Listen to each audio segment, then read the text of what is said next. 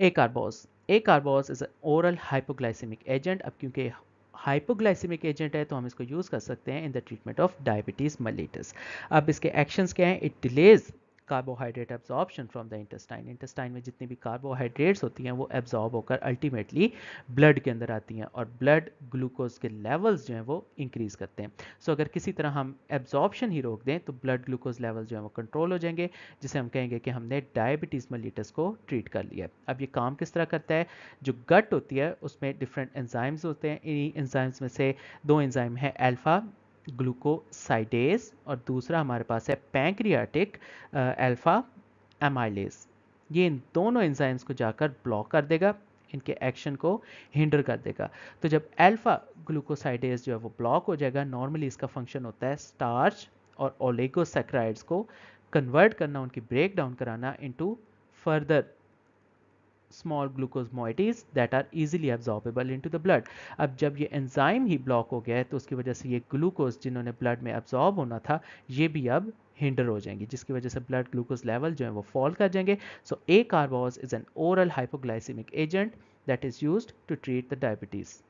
तो अगर blood glucose level की बात करें तो डिफरेंट फैक्टर्स हो सकते हैं जो इसको इन्फ्लुएंस करेंगे। For example absorption from GIT tract, जितनी ज़्यादा जीआईटी में से ग्लूकोज एब्जॉर्ब होगी उतने ज़्यादा लेवल्स जो है वो इंक्रीज करेंगे। इसके अलावा ग्लाइकोजिनोलाइसिस, जितना ज़्यादा ग्लाइकोजन टूटेगा उतने ज़्यादा ग्लूकोज लेवल्स जो है वो इंक्रीज करेंगे। And we have gluconeogenesis. Gluconeogenesis का मतलब है formation of sugar from the non sugar moiety. जितनी ज़्यादा शुगर बनेगी उतने ज़्यादा ग्लूकोज लेवल्स जो है वो इंक्रीज करेंगे। इसके अलावा क्या हो सकता है? Glycogen synthesis. जितना ज़्यादा लिवर जो है ग्लाइकोजन बनाएगा इसका मतलब ग्लूकोज लेवल जो है ब्लड में वो ड्रॉप कर जाएंगे। इसके अलावा यूटिलाइजेशन बाय द टिश्यूज़। जितना ज़्यादा टिश्यूज़ जो है यूटिलाइज करेंगे ब्लड ग्लूकोज लेवल जो है वो ड्रॉप कर जाएगा। और finally we have insulin release from the beta cells of the pancreas. अब हर स्टेप के ऊपर डिफरेंट ड्रग्स लग सकते हैं। फॉर एग्जांपल जो ड्रग्स इंसुलिन को रिलीज करवाएंगे, प्रोमोट करवाएंगे, उन्हें हम कहेंगे दीज आर सिक्रेटोगोगस। उसमें आ जाएगा ग्लाइबेंक्लामाइड, टॉलब्यूटामाइड, ग्लिम्पिराइड, ग्लिपिजाइड, रैपाग्लिनाइड, नाइटिग्लिनाइड वगैरह। इनको हम कहेंगे कि दीज आर सिक्रेटोगोगस, ये इंसुलिन की release करवाएंगी।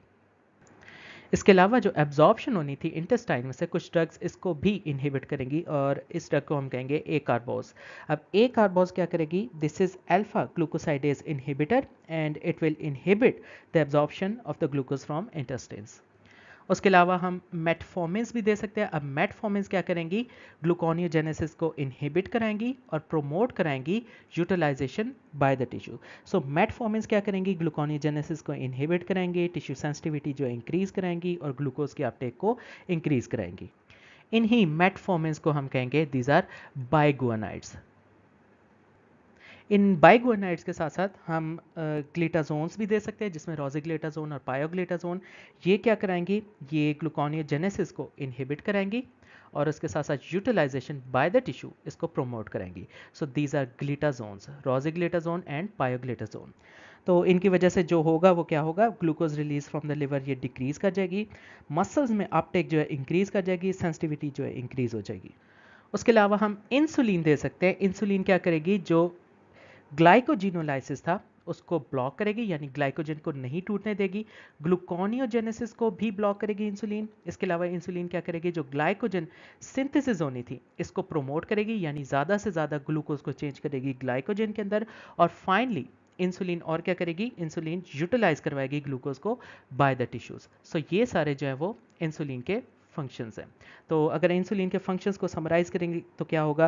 Glucose amino acid fats की अपटेक को इंक्रीज करेगी, स्टोरेज को इंक्रीज करेगी, ग्लाइकोजन सिंथेसिस को इंक्रीज करेगी in the muscles, in the liver, protein synthesis को इंक्रीज करेगी। It has long term effects on growth and gene expression. उसके अलावा ग्लूकोज लेवल को डिक्रीज करेगी, ग्लाइकोजिनोलाइसिस को इनहिबिट करेगी, ग्लूकोनियोजेनेसिस को इनहिबिट करेगी और लिपोलिसिस को इनहिबिट करेगी। ये सारे फंक्शन इंसुलिन के हैं। और फाइनली इस सब सिनेरियो में हम एक और ड्रग दे सकते हैं, दैट इज ग्लूकागॉन। अब ग्लूकागॉन कोई एंटी डायबिटिक ड्रग नहीं है, ये बिल्कुल इसके अगेंस्ट है। ग्लूकागॉन क्या करेगा?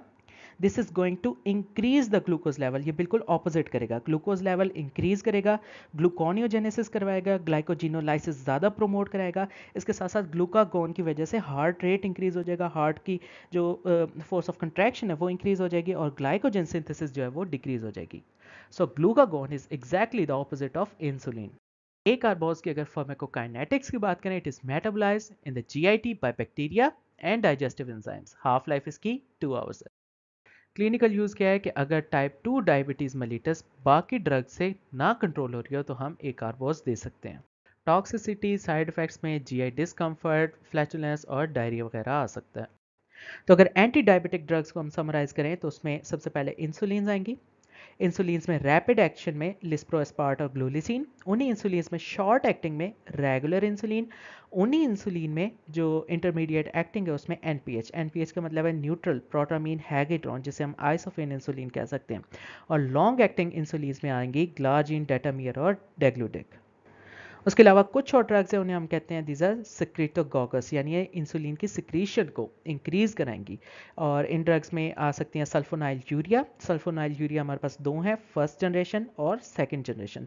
फर्स्ट जनरेशन में क्या आ सकती हैं, टॉलब्यूटामाइड, टोलाजेमाइड और क्लोरप्रोपामाइड। और सेकंड जनरेशन सिक्रेटोगोगस सल्फोनाइल यूरिया में आ सकती हैं ग्लाइब्यूराइड, जिसका दूसरा नाम है ग्लाइबेनक्लामाइड, और ग्लिपिजाइड, ग्लिम्पिराइड वगैरह आ सकती हैं।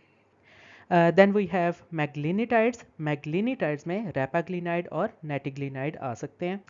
उसके अलावा कुछ और ड्रग्स होती हैं उन्हें हम कहते हैं बायगुआनाइड्स। बायगुआनाइड्स में मेटफॉर्मिन, और मेटफॉर्मिन हम पॉलीसिस्टिक ओवरी डिजीज में भी दे सकते हैं। उसके अलावा दो ड्रग्स हैं, these are acarbose and miglitol, इन्हें हम कहते हैं अल्फा ग्लूकोसाइडेज इनहिबिटर, और ये क्या करेंगी, जीआईटी से एब्जॉर्प्शन को इनहिबिट कराएंगी। देन वी हैव थायाजोलिडीन डायोन्स, जिसमें रोजिग्लेटाजोन और पायोग्लेटाजोन आ सकती हैं। इसके अलावा अमाइलिन एनालॉग, अमाइलिन एनालॉग्स, सो अमाइलिन एनालॉग्स में आ सकती है प्रेमलेंटाइड। कुछ और एंटी डायबिटिक ड्रग्स में हमारे पास इनक्रेटिन मॉड्यूलेटर्स आ सकते हैं। इनक्रेटिन मॉड्यूलेटर्स दो तरह के हो सकते हैं, जीएलपी-1 एनालॉग्स हो सकते हैं या फिर डीपीपी-4 इनहिबिटर्स हो सकते हैं।